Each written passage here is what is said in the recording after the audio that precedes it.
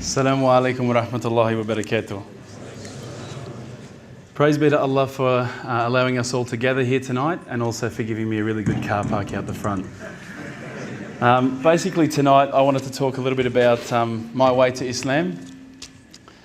I, like Brother Clay there, grew up in the country. We had a farm. We also didn't have very much fun with chickens. And again, likewise, we didn't have any television. We were left to play amongst ourselves, make our own fun. And I guess I was left on those cold winter nights to contemplate about life when I was 4 years old and think about, was there more to life? And I didn't really think that much about it, to be honest. When we moved to the city, I remember my best friend at the time, who really it was only happening to be my best friend because we sat together in grade 3. He was a very devout Christian. Now, his parents were devout Christians. He was obviously just dragged along to church. But my whole life, I'd never been to a church, not once. My parents had always said, when you die, you're worm food. That's it. There's no afterlife. You're not going to come back as a bird or an ant or anything. That's it. Nothing. And they basically believed that because they'd been dragged along to church all their lives. And they hated every minute of it. So when we grew up, they basically told us there's nothing else. Alhamdulillah, that gave us our own opportunity to basically think about what we believed. And they didn't force us to believe or disbelieve anything. Now, my first spiritual experience happened in grade 3 when I was 8 years old. My friend, who I used to sit next to, best friend, and I used to have this thing where we'd say, swear on our friendship. If you say something and you mean it, you better swear on our friendship. Which, was a friendship for about 3 weeks, so it wasn't really a really big deal. But it still meant a lot. One time, one thing was particularly important to him. And he said, listen, bro, I'm not going to get you to swear on our friendship. I'm going to get you to vow to God. Now, I remember thinking to myself, vow to God? Oh, what's that mean? My friends said to me, it means if you lie, you're gone. You can't lie on this one, right? You can swear on our friendship and you can lie, but on this one, it's all over. And I went, what do you mean? He goes, well, God's everywhere. Now, obviously, he's Christian, so he's explaining his belief. I go, what do you mean God's everywhere? I can go to the toilet and he's there with me as well. What are you talking about? He said, he'll find you if you lie. And the worst part was I was lying. And I did vow to God. And that night, first spiritual experience, I was so scared that God was going to kill me in the middle of the night. Because I had no understanding of God or this or that, but I thought, I've lied and I've vowed to God, I'm a goner. Alhamdulillah, I'm not. And I made it. Anyway, this friend and I, obviously, we actually been friends for 19 years. Alhamdulillah, we're not friends anymore. But we were friends for quite a while. Now, I guess my story of my quest, my holy path, my way to Islam began in first year university. So coming from the country up, moving to the city, having my first spiritual experience, now I'm in first year uni. I had a particularly bad year. And this is no joke, seriously, it was a very bad year. My parents separated, which was devastating to me. I had always thought of my parents as being people who'd be together. In fact, my friend's parents he'd punch his wife and they're still together. And my parents were really nice to each other and they're not together. I couldn't work it out. So it rocked my world a little bit. I had 2 car accidents. I'd just gotten my P plates. Now, I'm a much better driver now. But I had 2 car accidents in 1 week. It was a pretty crappy car, so it didn't really matter that much. I had some problems with the police as well. I won't go into those details. Inshallah, there's no one here from the police. My dog died, which I was particularly upset about. I love that dog. And sadly, I had a friend pass away. He had cancer, and I watched him slowly die over the period of about 8 months. I think at that stage I started to think to myself, is this really all there is? Is this all there is to life? We're born, we eat, watch TV, die, that's it? I was pretty unsatisfied with that explanation, so I guess I started a holy quest and I started thinking, I'm going to find out for myself what the real truth is, the truth for myself anyway. And naturally, as an Australian, as an Aussie, first thing I'm going to think of is go to a church. That's religion, you know, let's go to a church. My friend, again, very devoutly Christian friend, recommended I go to a particular church. I talked to the priest there. Well, actually, he's a pastor because of the particular sect that they're of. And I would talk to him about religious, questions that I had. And I kept finding that I was getting a lot of opinion.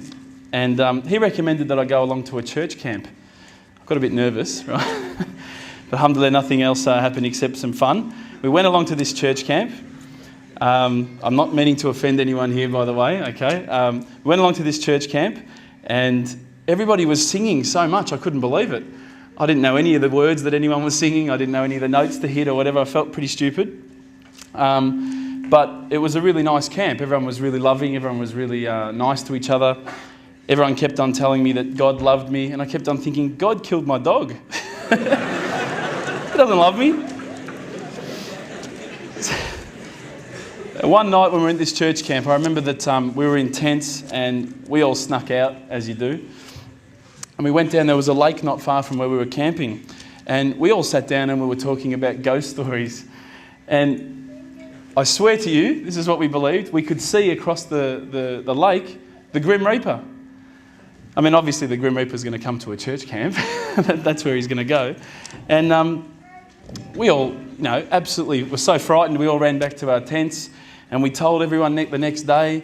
And to be honest with you, I don't think I really did see it. I just wanted to fit in. So I was saying, yeah, it's over there, man, run. But at the same time, I don't think I actually saw anything. But what I realised at that stage was that all of these guys were the people on the camp were sort of searching for something more spiritual than they had. And so they were inventing these sort of ghosts and things because obviously I think that the sort of spiritual nature of the camp just wasn't there for them. From there, I guess, I'd sort of talk to some of these Christians and I'd talk to certain people and, I thought it was really nice what they were saying. There were some beautiful teachings in the Bible.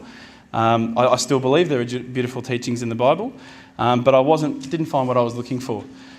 At that time, I was working in a service station. You've probably paid me for some fuel in the past. It was quite a while ago, but I'm sure you have.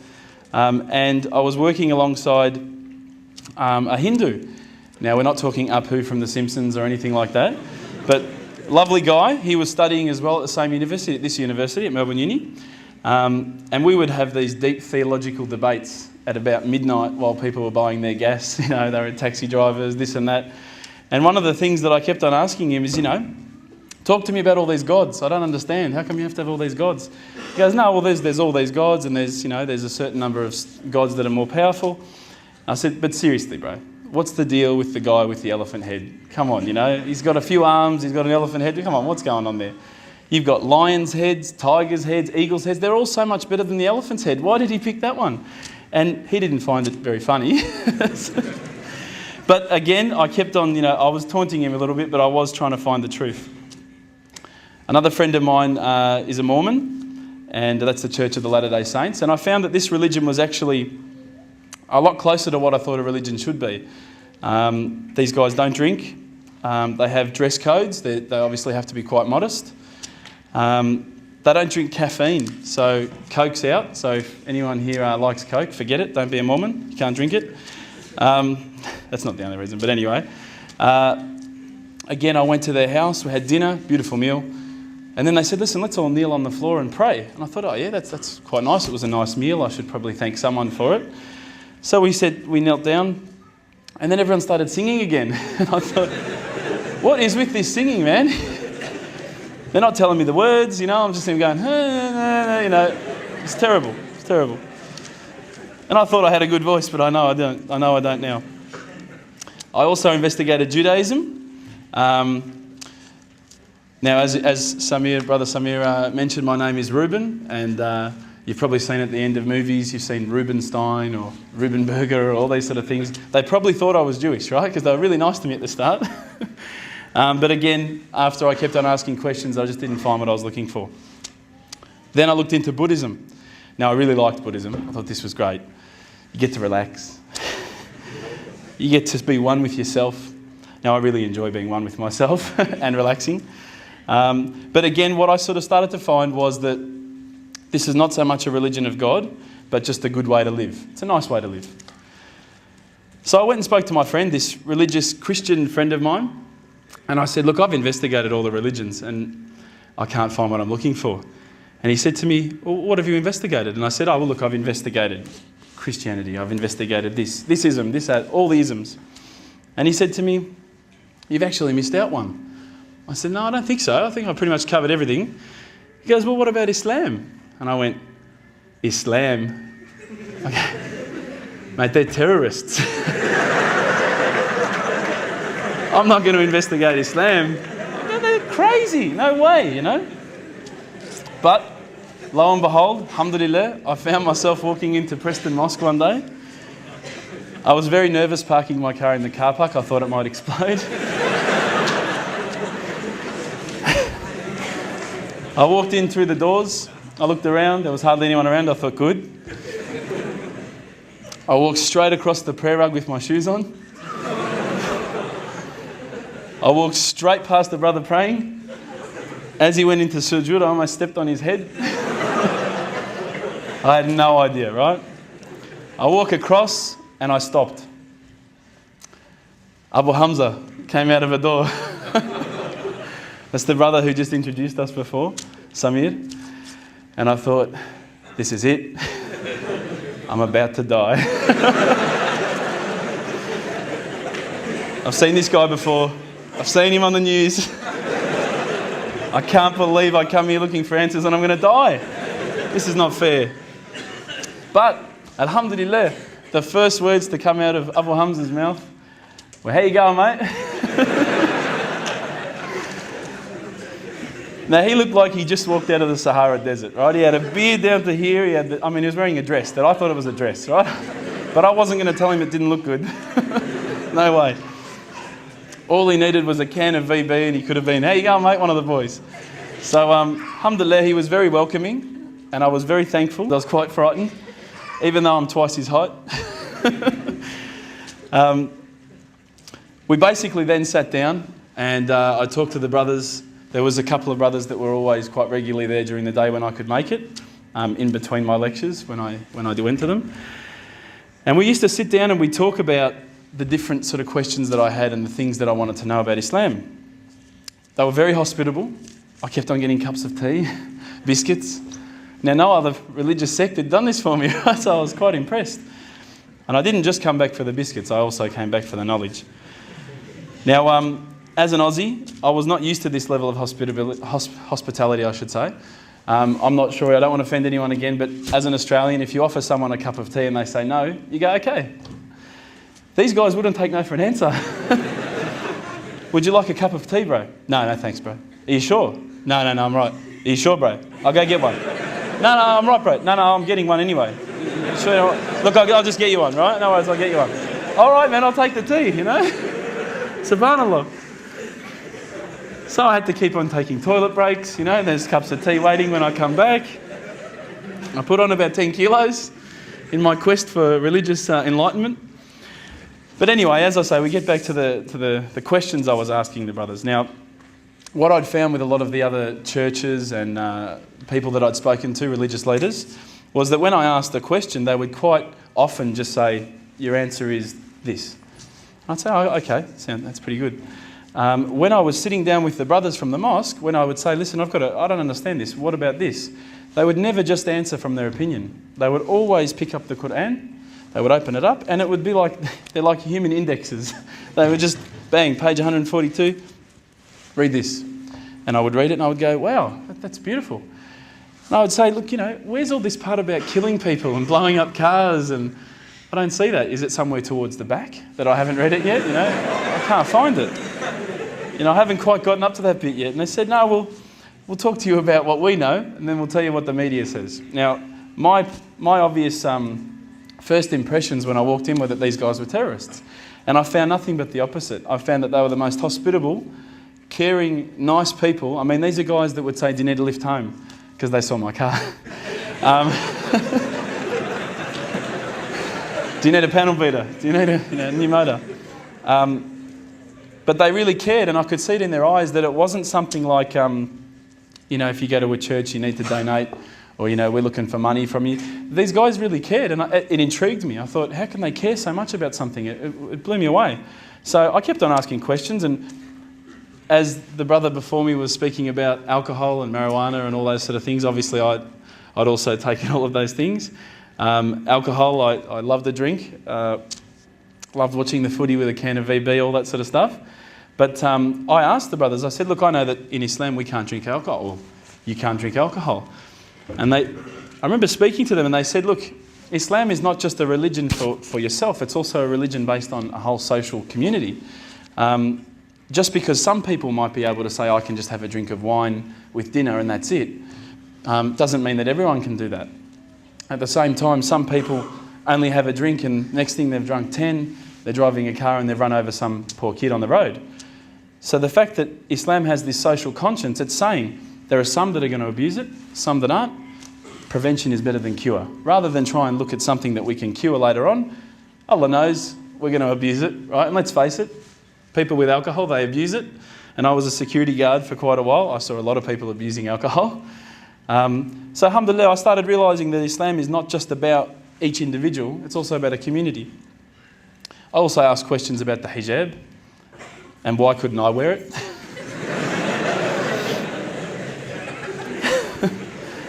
How come I can have 4 wives? How come she can't have 4 husbands, huh? But every time I'd ask these questions, I'm not going to answer them tonight because I'm not giving a lecture. You'll start laughing at me even more.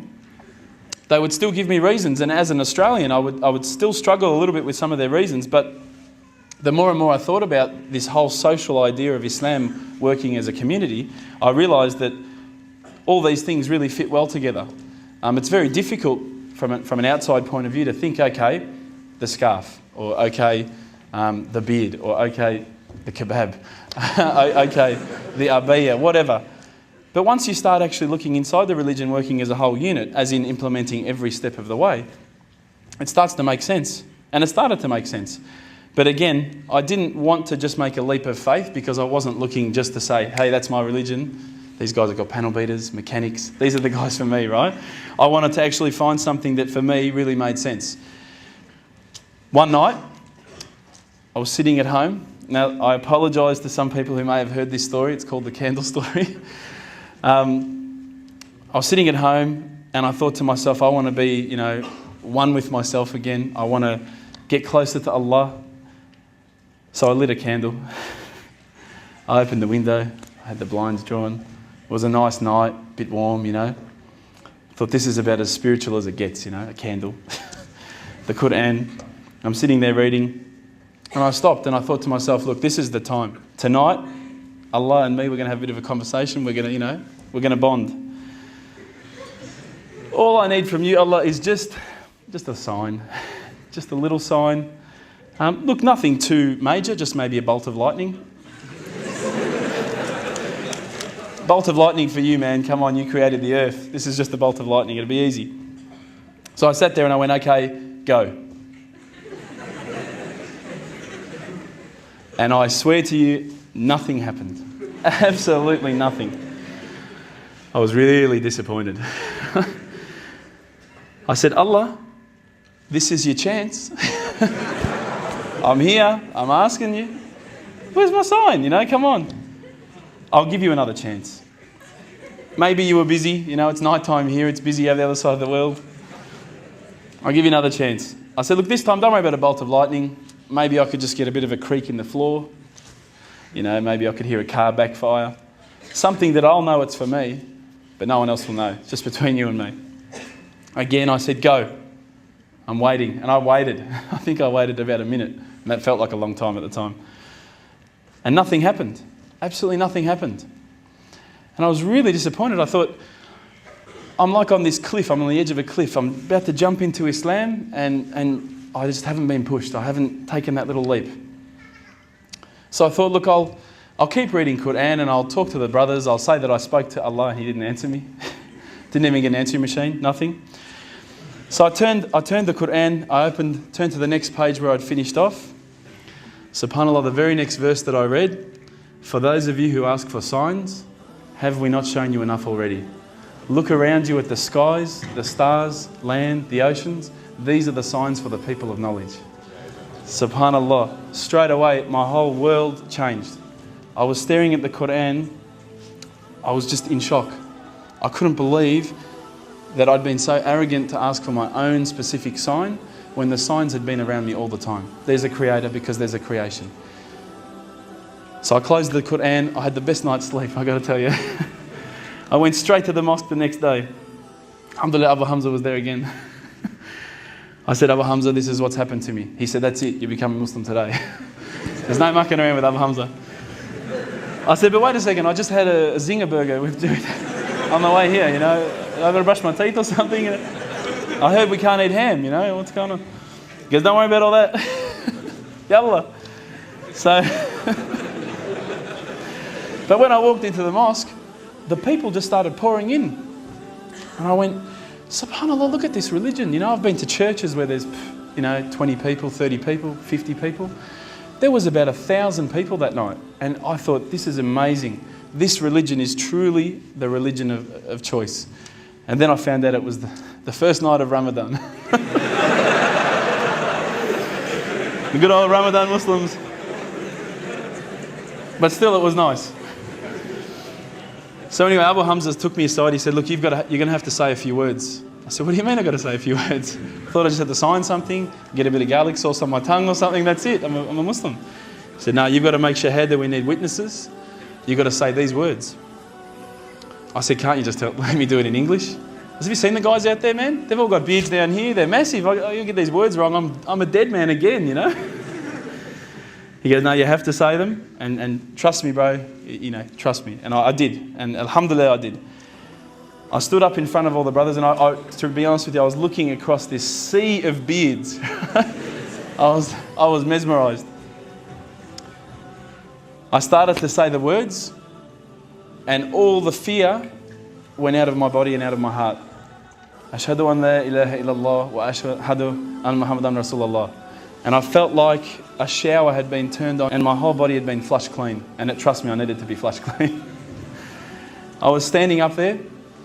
All the brothers started yelling out, Takbir, Allahu Akbar. I thought I'd done something wrong. So I stood back a bit and they started coming towards me and I thought, oh no. I'm pretty sure I said what he said. And they started hugging me and kissing me. Now, I had never been hugged and kissed by that many men in my life.